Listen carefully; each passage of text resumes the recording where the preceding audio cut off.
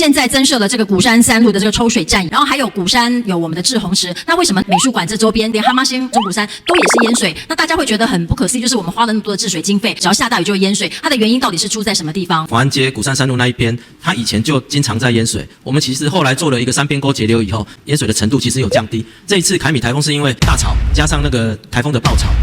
鼓山运河的水位达到130几，所以它整个水都排不出去。当初我们中央补助的这个抽水站还没有全部到位，所以我们这次在这个案子里面会再争取全部到位。在河边里还有绿川里那周边那个抽水闸门曾经出现问题，人工的疏失。那我也去开过协调会啊，那我发现的这个民众会觉得非常的痛苦，不是台风哦，然后但是家里面就淹大水。我是希望你们这个要从宽去认定，并且在未来我们在鼓山3路增加这个抽水站的设施，希望也要特别去落实加强对包商的要求。盐城区也容易淹水，我们已经加了抽水站，为什么还是淹水？我没有看到你针对这边的更进一步的一个计划。盐城区的部分，北斗抽水站它有6 CMS 的抽水量，大概在明年的汛期前会完工，所以它对盐城区的这个排水应该会帮助蛮大的。说旗津的这个大潮容易淹水，你们也有列计划进来。旗津的大潮的工程现在都在进行，大概明年就可以去逐步去验收，看看那个7、8月大潮来的一个成果。